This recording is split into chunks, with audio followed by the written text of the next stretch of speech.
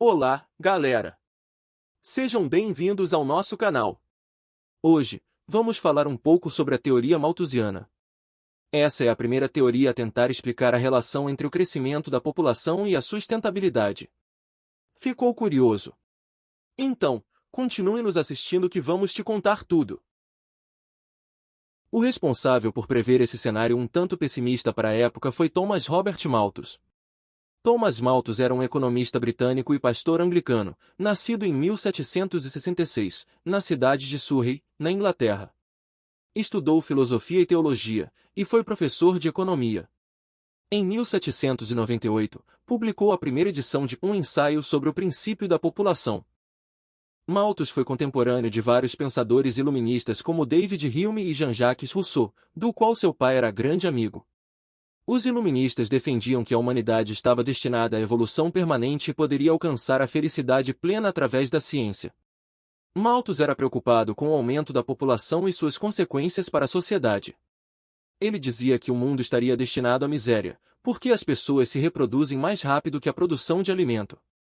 Mas antes de entender essa teoria por detalhes, vamos compreender um pouco em qual contexto Malthus estava inserido e o que fez pensar que haveria uma crise, devido ao crescimento populacional acelerado no mundo.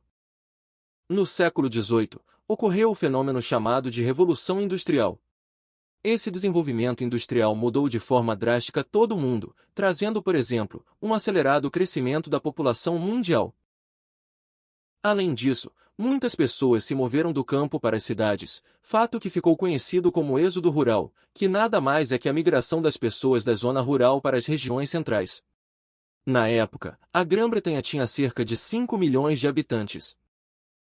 O progresso na medicina também ajudou no crescimento populacional, pois a população passou a ter uma expectativa de vida muito maior, reduzindo a mortalidade infantil e aumentando a idade média até a qual as pessoas viviam. Além disso, com menos gente no campo, a produção de alimentos caiu. Assim, estamos falando de um cenário em que a fome e a pobreza cresciam, juntamente com um grande crescimento populacional nos centros urbanos. Com isso, nasceu a preocupação entre especialistas sobre até que ponto seria possível comportar tanta gente de maneira sustentável. Surgindo assim, as ideias de Thomas Malthus. Mas afinal, o que diz a teoria malthusiana? Como já dito anteriormente, ele consolidou suas ideias, publicando um ensaio sobre o princípio da população, uma das mais importantes obras que trabalha com o crescimento demográfico.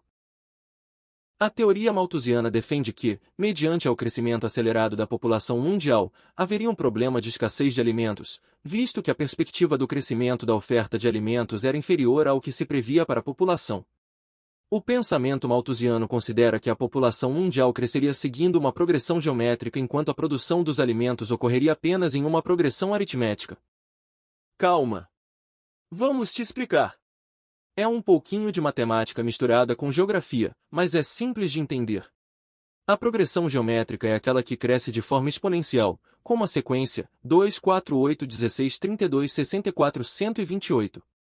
A progressão aritmética é aquela que cresce de forma linear, como a sequência 2, 4, 6, 8, 10, 12, 14 e 16. Em outras palavras, ele dizia que as pessoas crescem se multiplicando, enquanto a produção de alimento cresce se somando. Malthus usou como base o elevado crescimento ocorrido na Grã-Bretanha entre 1750 e 1850, quando a população multiplicou-se rapidamente.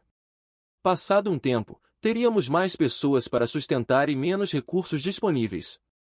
Isso porque o ritmo de produção é menor que o ritmo de crescimento populacional. Logo, haveria fome no mundo. Assim, analisando os dados dos Estados Unidos e outras colônias britânicas, sua estimativa era de que a população dobraria de número a cada 25 anos.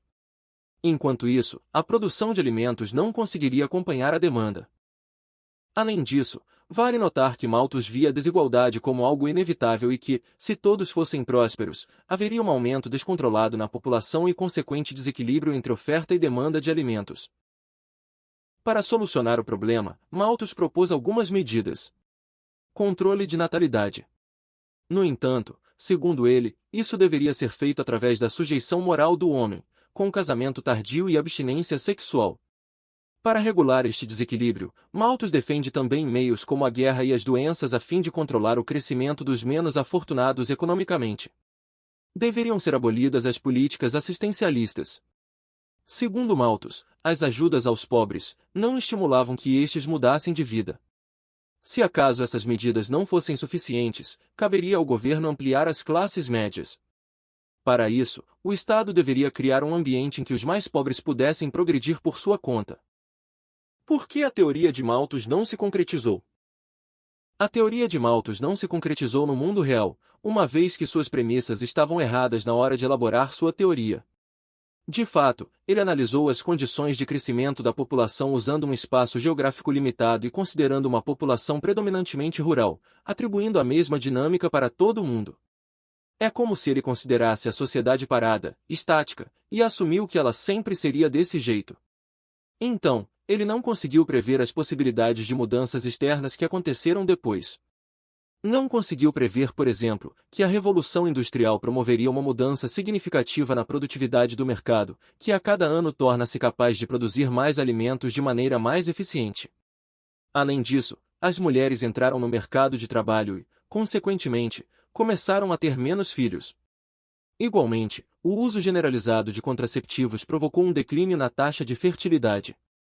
Ou seja, com isso, a oferta de alimentos aumentou e não há uma crise mundial de alimentos, equilibrando a lei da oferta e da demanda. Apesar disso, algumas regiões e países subdesenvolvidos ainda sofrem com esse tipo de problema.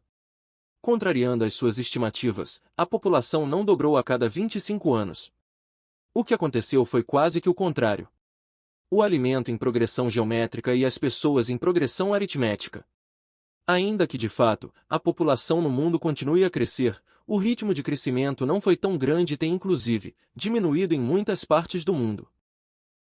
Entre as principais críticas relacionadas à teoria malthusiana estão: a teoria foi considerada muito pessimista, já que Malthus acreditava que a humanidade estava fadada ao fracasso. Malthus acreditava também em uma redução do assistencialismo para as populações mais pobres, e isso foi extremamente criticado por outros pensadores da economia. Malthus não viu soluções eficientes como a emancipação das mulheres no mercado de trabalho para a redução da taxa de natalidade. Embora muito criticada, a teoria de Malthus serviu para os governos pensarem sobre as consequências do crescimento populacional desordenado. Por isso, hoje em dia, as suas contribuições têm muito mais respaldo sobre o estudo da evolução do pensamento social e econômico e demográfico. A teoria não traz muitas contribuições práticas para serem utilizadas no mundo atual. Apesar disso, esse episódio serviu de exemplo para entender que o ser humano tem uma capacidade incrível de inovar e se adaptar a uma demanda específica.